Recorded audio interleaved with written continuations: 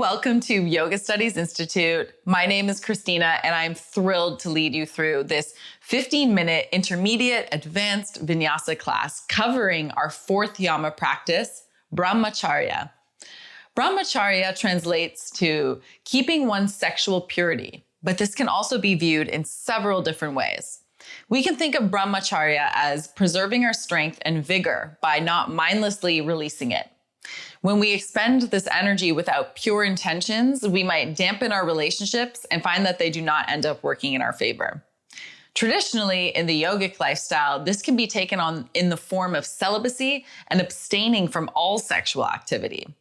In more modern or practical times, we can practice Brahmacharya by respecting others' relationships. For example, if two individuals are in a committed partnership, it would be wise to not tempt one of them out of that relationship. Always act in a respectful way with them as you would act if the other partner was present. This is Brahmacharya in action. This is how we keep our strength and remain present. To quote Yoga Sutra, chapter 2, verse 38, Brahmacharya paitishtayam virya labhaha. If you make it a way of life always to keep sexual purity, then you will always have strength. The fruit that yields from practicing Brahmacharya is the fruit of healthy relationships or the fruit of strength and vitality. Let's connect to our strength and vitality by exploring this concept today in our asana practice. We will focus on relieving tension in our shoulders and hips, linking breath with movement to strengthen the mind-body connection. Please join me in a comfortable seated position on your mat. As you root down through your sit bones, feel the crown of your head lifting toward the ceiling. Let's go ahead and roll the shoulders up toward the ears. Inhale. Exhale, let the shoulders drop down the back. Open mouth. Breathe in, squeeze the shoulders up toward your ears. Exhale, roll them down the back. One more time. Inhale, reaching the shoulders up. Exhale.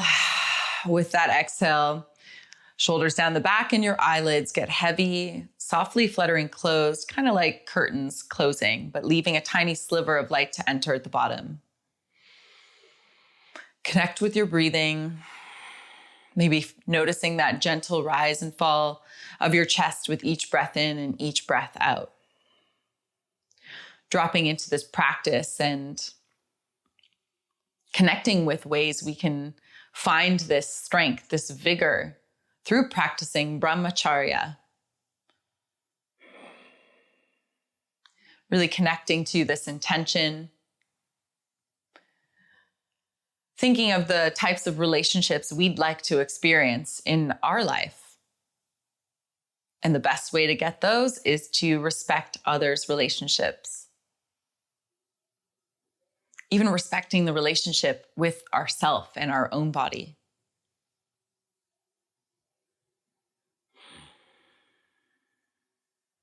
Tapping into this purity,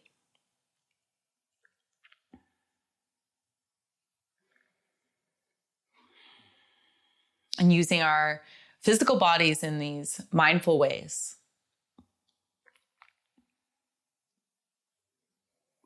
You can start to deepen your breathing, coming back into the space around you, maybe give your fingers a wiggle.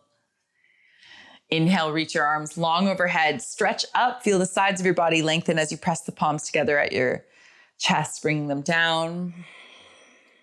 And place the palms lightly in your lap, flutter the eyes open. Welcome back.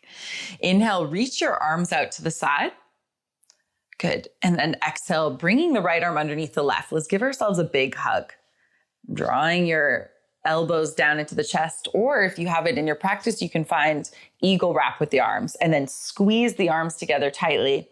Let your chin drop in toward your chest, bowing into yourself, honoring this body. 2 breaths here. Breathe into the back of your heart space. Good. Inhale, roll up to seated, unravel your arms out to the side, look up, arch the back.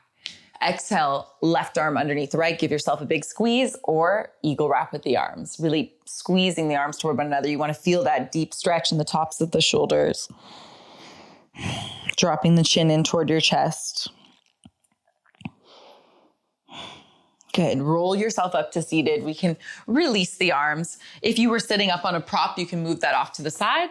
Good. And now we're going to bring the fingertips forward, come onto the knees, and you're going to bring the left leg over the right. So you're crossing at the knees, walk your feet apart, and then sit in between your feet. We're coming into this cow face pose. You can sit up on a block if you wish. Good. And then walk the feet apart. So really squeezing the knees here. You can hold onto your feet, sitting up tall, already getting into this deep stretch in the sides of the hips. Keep breathing. You can close your eyes. Good. Envisioning the types of relationships you want to see in your world and the type of energy we want to bring forth. Awesome. Roll forward, coming onto the knees again. You can uncross the legs. We'll do that on the opposite side. So bring your left knee to the center. Now cross your right leg over, separate the feet, slowly come down, bringing your sit bones down to the mat in between the feet or onto a block. And then walk the feet a little bit further apart, getting into the hips. Good. Breathing here, only going as far as is comfortable for you. I know we didn't have too much time to warm up today, so we're going straight into these postures. Cow face pose. Beautiful. Come forward onto the fingertips, onto your hands and knees, uncross the legs. Then we can move that prop off to the side if we used it, finding a tabletop position on the mat. Hands and knees. Good. Check that your wrists are underneath your shoulders and your knees are underneath your hips. Spread the fingers wide so you press into the knuckles, finding space behind the shoulder blades, and then inhale, tuck your toes, lift your hips, lift your gaze, arch the back. Exhale, bring the tops of the feet down, round your back like a cat. 2 more times. Inhale, undulate the spine, draw the shoulders down the back. Exhale, rounding. 1 more deep breath in. Exhale. Nice. Come to neutral spine tabletop position. Inhale, reach your left arm up. Look up at your left fingernails. Exhale, dive the left arm underneath the right, threading the needle. So the left side of your head comes gently down. Press firmly into your right palm. You can reach your right fingertips toward the top left corner, or you can even reach your right arm up, finding a bind, drawing right thumb inward, wrapping around the back, maybe reaching for your left hip crease. Look up and over right shoulder. Take 2 more breaths here.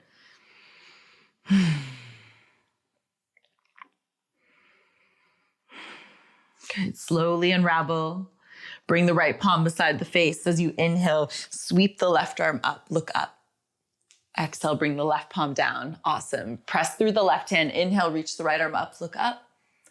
Exhale, thread the right arm through the left, bringing the right side of your head very gently down. So we're getting into the mid back area, shoulders. Maybe reach your left fingertips toward the top right corner of the mat, looking underneath your left arm.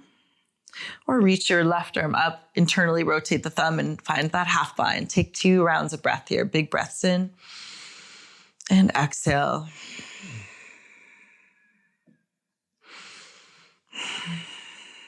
Good. Slowly unraveling, placing the palm beside the face, reach the right arm up, look up.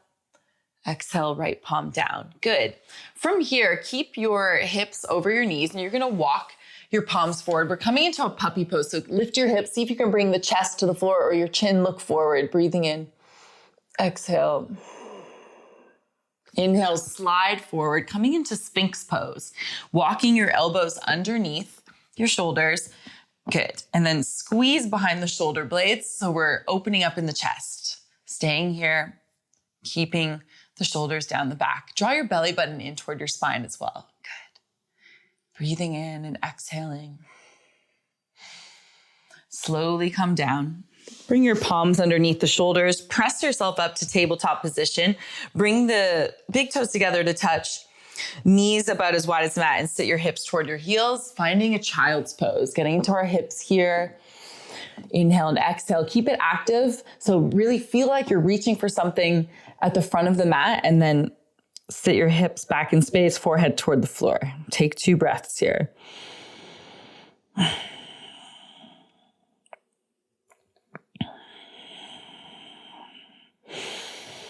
Good. Start to bring your palms underneath the shoulders. Press yourself up to seated. Bring your knees toward one another, sitting on your heels, finding Virasana, placing your palms on top of your lap. Good. Maybe closing the eyes for a moment.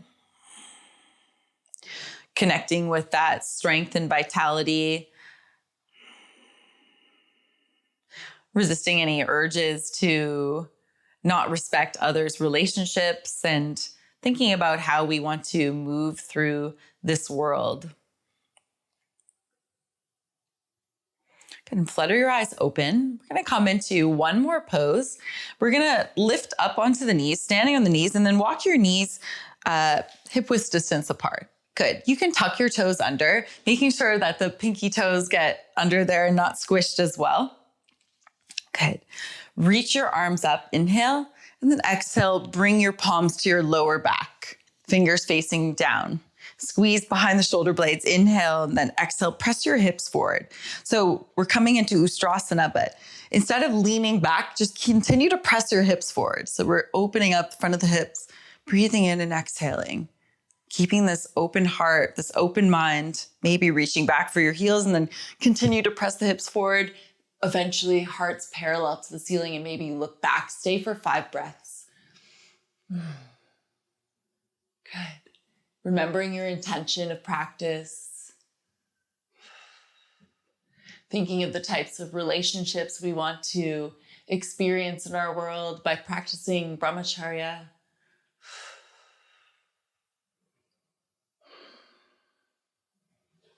To come out of the pose, tuck your chin all the way. Bring one hand to the lower back at a time. Point the toes and then come to sit on your heels, coming back to Virasana, hero's pose. Place your palms down. Close your eyes for a moment. You can tuck the chin slightly, especially if you feel like the heart's beating very fast. That's natural in those deep back bends. You can lift the pelvic floor, and we're going to do a little visualization of breathing in through both nostrils, envisioning this purity coming in through the side channels. And then exhaling out through the central channel, picturing any ignorance releasing out through the third eye, just in between the eyebrows. Do that a few more times. This cleansing breath, tapping into this vitality, this purity. Good. And then relax the body, flutter your eyes open. We can drop down onto one hip. Good. Bringing the soles of the feet down. You can scoot your hips toward your heels and then open up the knees to the side, bringing your heels closer in toward you and then clasping your fingers over the toes. Sit up nice and tall. Breathe in, setting up for Baddha Konasana, and exhale, hinge forward. Straight spine. Inhale, lengthen the crown of the head forward, and exhale, long spine, reaching down through the tailbone as the crown of the head reaches forward. 2 more breaths here.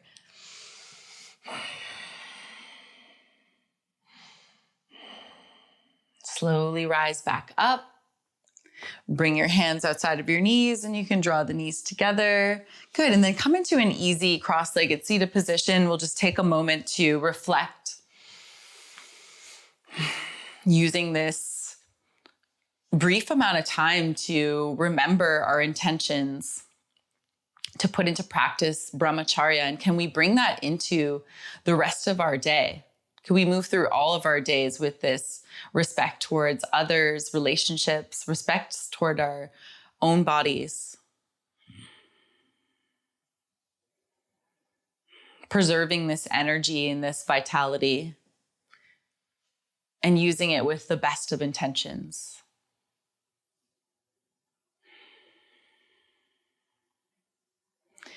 If you'd like, you can make a dedication of your efforts, maybe thinking of someone who wants the same thing as you, the same type of relationship as you do, and make this dedication to them as a way to see that happen in your world as well.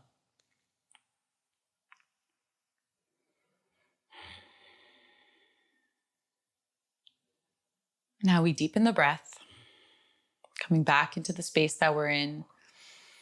Wiggle the fingers, toes. Bring your hands toward your heart. Press your thumbs into your sternum and let your chin drop in toward your chest, honoring yourself in this practice and in your own time, fluttering your eyes open, coming back into the space together. Thank you so much for practicing with me today. I hope you enjoyed this 15-minute session where we viewed the 4th yama, brahmacharya, and how we can invite more strength, vitality into our lives by practicing this yama. I hope you have an awesome rest of the day, and I hope to practice with you again soon. Have a good one.